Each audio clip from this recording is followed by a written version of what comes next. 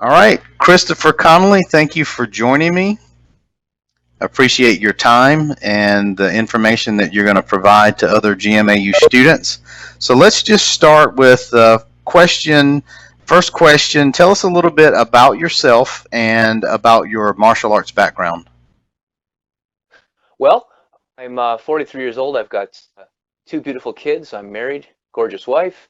My martial arts background started when I was about 12 years old. I started taking Taekwondo. Did that for a couple of years, and my mom couldn't afford to pay for that anymore. Came from a single parent family. So just kind of left that for a long, long time.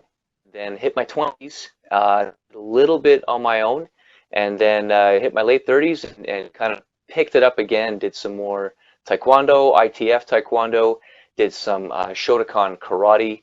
I've got various ranks in different martial arts, and then started in Krav Maga as well with a couple of different schools, sort of informal Krav Maga training. Gotcha. So, how did you come across or discover Global Martial Arts University? Well, in Krav Maga training, I had started really falling in love with Krav Maga, and I realized that that was the martial art that I wanted to focus on. And because there was really sort of a lack of schools here in Calgary, Alberta, there was a few, but they weren't really what I was looking for. I thought, you know what? I want to see what's online. So I basically just did a Google search. I found several different things and then discovered the GMAU, the total Krav Maga course, and was just really impressed overall. So, how would you describe your GMAU experience? Oh my gosh. My GMAU experience has been fantastic.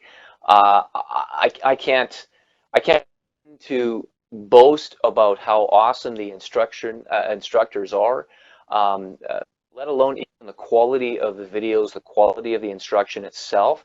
Just having instructors on the other end who sincerely care the testing, communicating with you, helping you with issues, even frequently communicating about tech, Krav Maga, and stuff like that.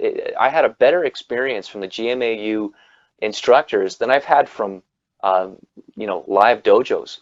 Yeah, It's been fantastic. It really has. great. So one of the challenges that GMAU students have is, maybe not having a training partner. And so wanted to ask you about your solo training. What do you do? What advice would you give? Anything that you can do to help current and future GMAU students think about how to train alone? Right. That is a great question. One of the things I invested in was, well, I have several of them now, but was the Bob.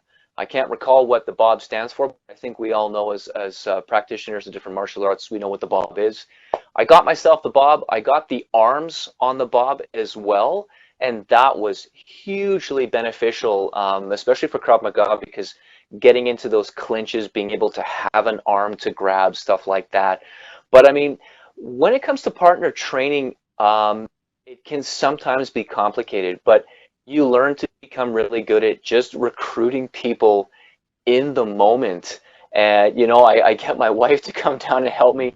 I get my son to come and help me. He's getting a little bit bigger now, so sometimes he has to climb up on something to help. But you know what? You just got to get creative. You definitely want a good punching bag of some kind, a Wave Master. A Bob is the best one. And then just don't be afraid to ask people to help you. Be gentle, but don't be afraid to ask people to help you out. Yeah.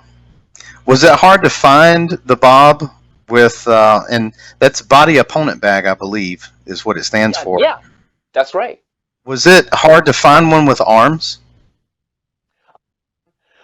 I found a team on sort of Canada's version of Craigslist. We've got Kijiji here. I found a bunch of them on Kijiji, but none of them had the arms, so I had to order them from Century Yeah. separately. It comes in as a jacket, separate arms, Gotcha. and you know what? It was expensive. I tell you, it was worth every penny. Yeah. It really made a difference. Well, what is there any other advice that you would give that you think is important? Um, One of the best things I would say would probably be sort of on a psychological level when it comes to training. And that is, first of all, don't be hard on yourself if you've set up certain days of the week that you say you're going to train on and you miss those days. And always back that up by telling yourself you're never going to give up. Um, so, be graceful to yourself.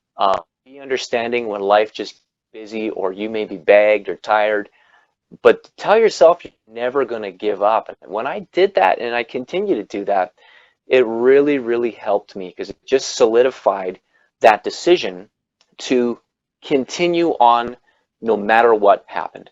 If I missed a week, if I missed 2 weeks, if something was on family vacation, whatever, I said, I'm never giving up. Yeah. I'm going to see this to the end.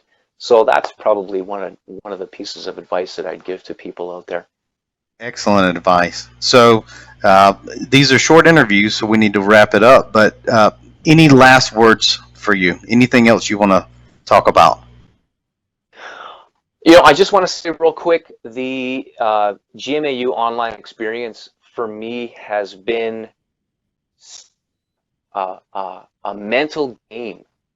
And it's been a mental game that I feel like I've been really kind of winning at. Sometimes I feel like I'm losing, but most times I feel like I'm winning if I just keep going.